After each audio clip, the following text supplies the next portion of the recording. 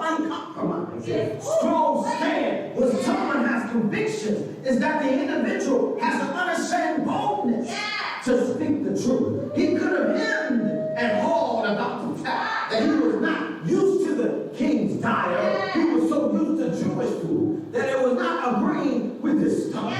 And he was going to have an upset stomach. And he could have wormed his way out of it. But no, there was a tremendous confrontation about the fact that if violating God's law, sometimes you're going to have some intense moments of fellowship. You're going to have to deal with sin. You're going to have to deal with trespass. You're going to have to deal with the nigga head on. You can't be afraid of the enemy. I saw so many people almost die at what we were talking about on Tuesday and Friday. Stop being afraid of the enemy. Do you not know who's on your side? Do you know in whom you worship and whom you believe? Stop being afraid of the enemy. Upon this rock, I'll build my church. He's talking about himself, not Peter. Upon this rock, I'll build my church. And the gates of hell shall not prevail. You should be able through the word to snatch him out of the grips of hell itself. But we find that he had this unashamed boldness. Oh, he didn't want to do anything that violated God's law and would be a confoundment to him. When they came to him later and said, "You're not allowed to pray," he went to his window. Oh, we'll talk about that. He went to his window, pointed himself to Jerusalem, threw the window wide open, and prayed like he always did, just as boldly as he ever did. Because that is the character of an uncompromising spirit. Secondly, we saw last time that an uncompromising life not only has an unashamed boldness, but secondly, an uncommon standard. It's an uncommon standard. An uncommon standard. It says he did not eat the king's food, nor the wine which the king drank. In verse 12, he ate only vegetables. That course was a mixture of seeds and other various, in regards to various seeds, and maybe it was something else that was mixed in together. We talked about that on last Sunday. He ate only vegetables and water. It's a diet, saints. It's not a diet because he ate. It's a diet. There's a diet. It's showing a diet of holiness and righteousness. There's a separation. All of the anointing needs to be separated and set apart for the master's use. So he was going through physically, a physical representation of the laws that he had given them, which means he didn't eat any meat from any source, and he didn't drink any wine from any source. I noticed it was for 3 years. Father, Son, and the Holy Ghost. And how many years was Jesus ministry? 3 years. Because why? Because he was a type of Christ. Now, that was not required. That was an uncommon standard. That was a cut above.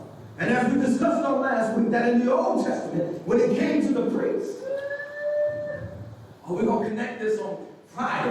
When it came, a connection to the priests, when it came to the priests, and it came to those who wanted to take the deepest vow of consecration. And when you come into the New Testament, for those that say it just applies to the Old Testament, where we see in the New Testament, Paul had to tell Timothy, he said, depart from wine for a while. Depart from water, because that's all he drank. That's all he drank. And he told him to take the wine for medication, but stomach sake. Which is in the Word of God. That's found in the Old Testament. Paul didn't disavow of Scripture, because when one was close to death or they were dealing with the ailment, it was okay to take that.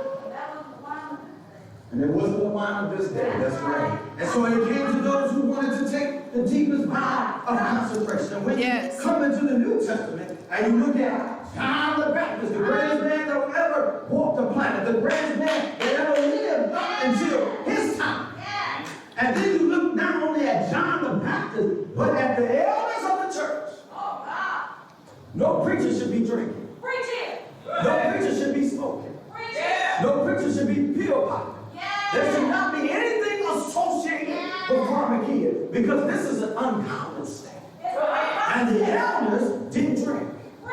So why do we have those still drinking Mad Dog and Hit It on the sideline on the Saturday before Sunday?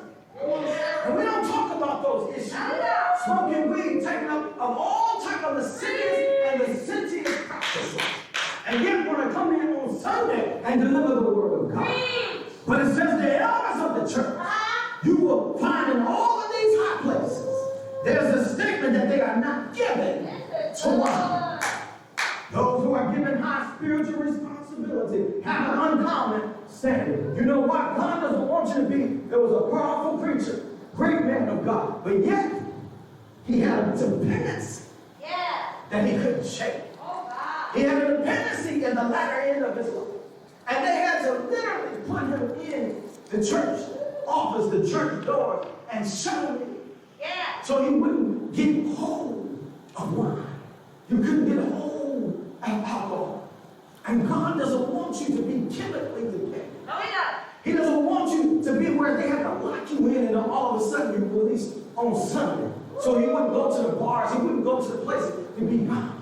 Do you not know there is freedom to Jesus? There is deliverance and grace, and that you don't have to do these things. And guess what? Our God is preemptive. He don't want you to get entangled. He don't want your feet entangled. So that's why he tells you, there's some things that are not expedient and that are not profitable.